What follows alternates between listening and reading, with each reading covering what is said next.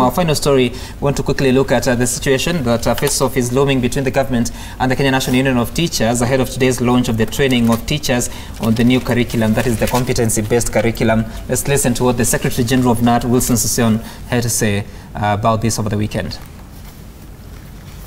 No meaningful results out of this training. So why attend trainings that does not make sense and trainings that waste taxpayers' money?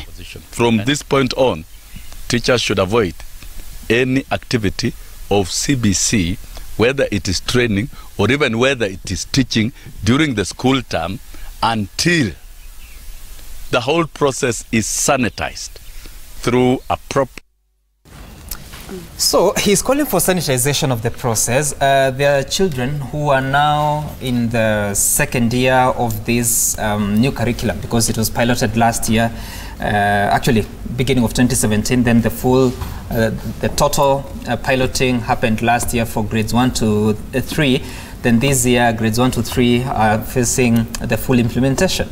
There has been a challenge with the teachers saying that they have not been trained. The Ministry of Education has organized for a training to happen starting today, but now the teachers' union is saying that teachers should not attend that training. What are we doing? And why all this confusion? Why can't we just resolve the concerns that we have and carry on with the rollout? Yet, when the new curriculum was being launched last year, the government said, yes, we have trained our teachers already. Okay, there are two things here.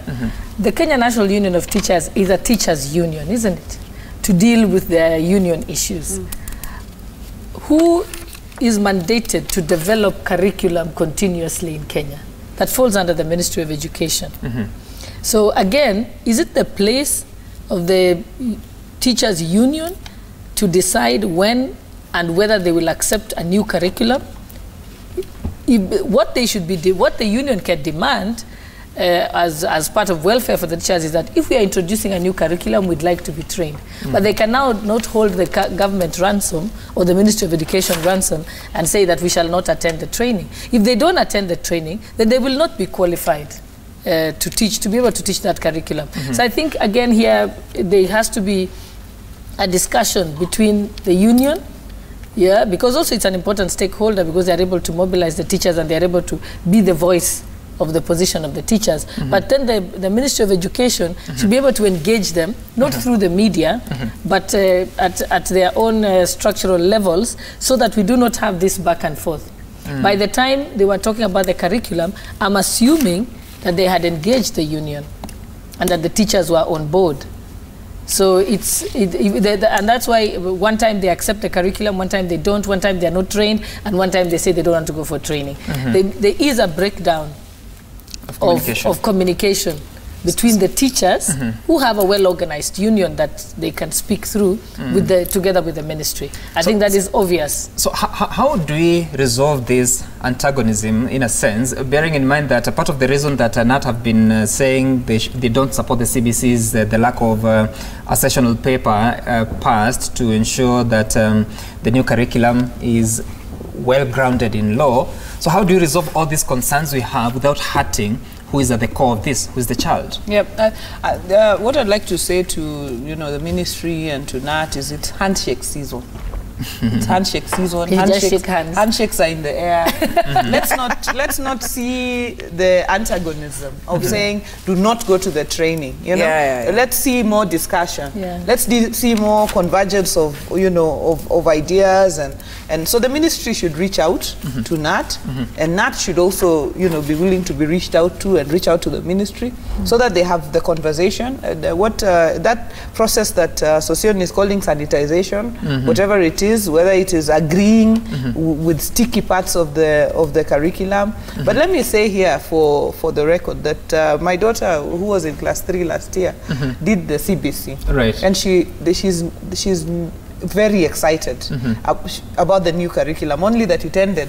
Yes. No sooner had she started than it ended. Now she's back to the old. Now she's back to the old curriculum. But the period when she was in the new curriculum, she was very happy with the practicability of it. So I think if the ministry is moving on to train the teachers and so on, and if not have some grievances, which I'm sure they do, let them sit down, let them iron out those differences. It's not strike season. Let's see how those can be be harmonized and then we move forward.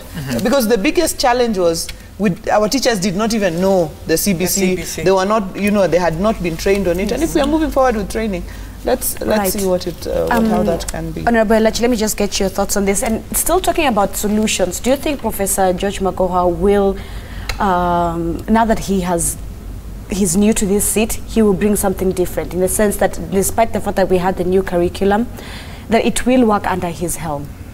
Well, first of all, I believe he'll bring in new ideas, and especially in terms of understanding. He comes from the same academicians, he's a scholar, he's been there. Most of these people he's talking to are his students. So I believe he comes in with a heart that they will look at as a father. He's a strict father, but at least a father that opens and who is open to say as it is. He will not hide. But the other thing is, when I look at Sosion also, I know he is passionate about the union, about the teachers, but at the same time, when your employer is giving you a new innovation and saying, look, the parents, and I want now Sosion to look at us, parents are the ones who feel that it is time for our children to change, and we would appreciate if they can understand. As parents, we are the ones who make you be called a teacher. The moment we bring you our children, that's how you become the teacher. That's how you, as the head of the union, get members to be called teachers under you. So I think the parents are the main clients in all this process. And at the end of the day, for us to see our children start something, and then all of a sudden you cut, and then you take them back to the old, and then in between again, we'll be very soon saying, we have trained our teachers, now they are coming back again to start. It's unfair to that student, to that child. Right. And at the end, and that's what I want Sosion as a father to look at. Ask yourself if you had children or your grandchildren who had just started that process, and go and ask them. I think it's also good to have the views of those who have gone through that process, what they feel. Do we need it? Or do we proceed now back to our old ways? We are saying, as a country, let us dialogue and know very well the person who is hurting most is the parent. Because I went to either a bookshop, bought books that were new, all of a sudden you have changed me. I mean, you don't even care. While we say government doesn't care about how they are taxing me, now we can come back and say within the education sector, it's like the union doesn't care that parents do pay money as they buy the new books, the new syllabus, then you change. The parents have to go back and start now buying old books again to bring back their children to where they're supposed to be. It's not right. And speaking of parents and teachers, do you have confidence that Professor George Magoha will sort of tame the strikes that we normally see coming from KNUT? They've already threatened to go on strike in regards with the new curriculum. Do you think how Professor George Magoha relates with KNUT would be a bit healthier? I'm hoping it will be a bit healthier, knowing very well he's also a firm person that when he says it's this, But for me, before even Magoha comes in, I think we need to talk to TSC, to talk now to KNUT. And I think that because the CS it takes a holistic way of doing the approach. But we have now the Teacher Service Commission, which now is the direct mother of the teachers. Right. So for me, I would rather see them first sit down before the CS comes in, and they can solve it at that level. It doesn't need to go beyond that. I believe if they sit down and agree, and I believe why Sosion is even in Parliament, it was so that he's able to understand also how Parliament works, because more of the time he has always been outside. Now he's in. He knows how laws work. He knows how you must sit down and agree on some of the regulations that you put on the table. And it's an opportunity now to take that experience, both from Parliament and where he has been as the union, and sit down with the teachers and say, look, when we are in Parliament, these are the challenges we face as the Labour Committee.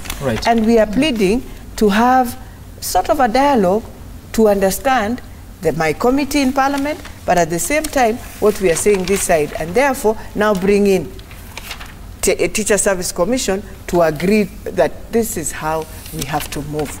And you can't wait every time when we are just about to open school. Now you start again threatening. You tell parents this is... I mean, it is time also, and I want to plead with parents. Parents, take over your country, take over education, because it's for your children. Let us not also leave it to become so politicized and find ourselves now wondering what to do next. All right. Okay, Sam, yes, I think... In closing, yes. Yes, in closing, I think it would be bad if we don't comment on the story on page 2 of The Nation about Kenyans who died in Arusha in some elite street races. Yes. I think it is wrong. We are mothers here. And to think this is the biggest security lapse I've ever heard of in this country. Because apparently these young people race almost every other weekend on that same highway. Where were the police? How did they allow it to happen? Because it's not a sanctioned race. Because even if you have to have a car race, there is certain rules and regulations that must be put in place and the roads closed in order for that race. And it must have certain facilities available for it to happen. The fact that that has been happening for years under the watch of the police, I do hope that the IG is going to fire some people today.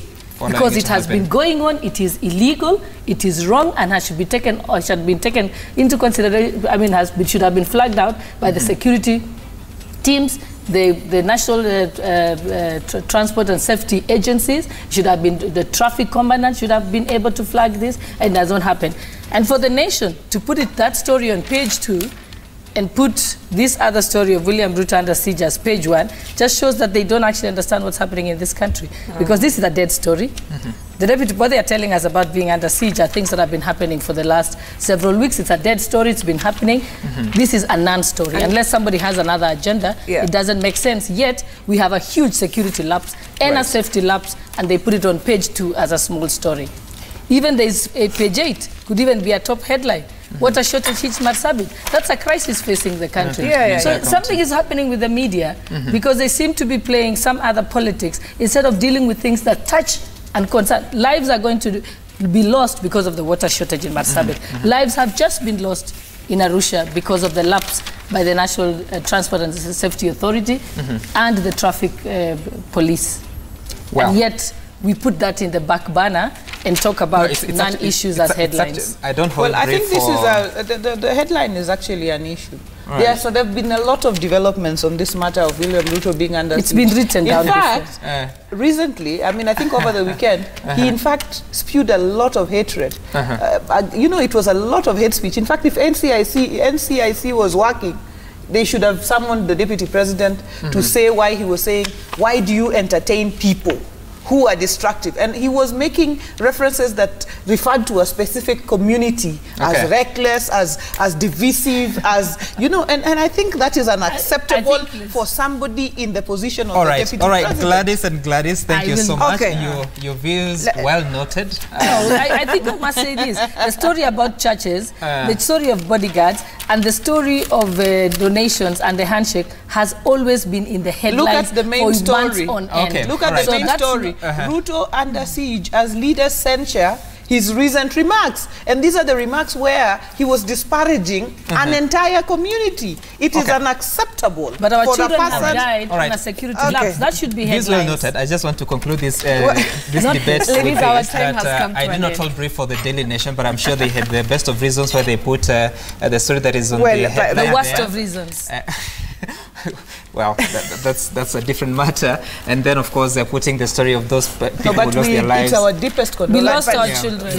For the families of these children. Right. And this could have been avoided. And on what Post said about that, I agree. But on William Ruto, he said the most, he has moved to his lowest. All right. We'll take this outside. We're going to take this outside. Without taking it outside, I think one of the things we need to ask ourselves, if they have been doing this across the country, they have. Then we need to know someone has to the vehicles. Are they the owners of the, you know, so that not that the police allowed this. The police should not have happened. The security, NTSA must come out and now look at the whole process. You can't just leave. And it's not only them. I think there are many other things happening that until we find ourselves in such disaster is when now we wake up and say, oh, Now our children have... It's like setting up a shooting range anywhere you feel like. I still go back to the parents. It has to be regulated. Thank you so much. No, I still go back to the parents. They have to take charge. Because all these things, now we've thrown it to security, I don't know where. No.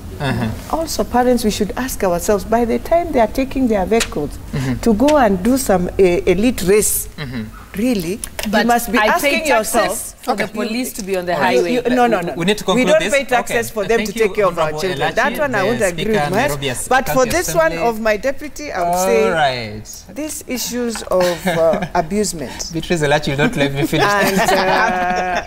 And putting the country in all this we are doing, it is time we tone down. And speaking of time is up on our end. Let's have peace.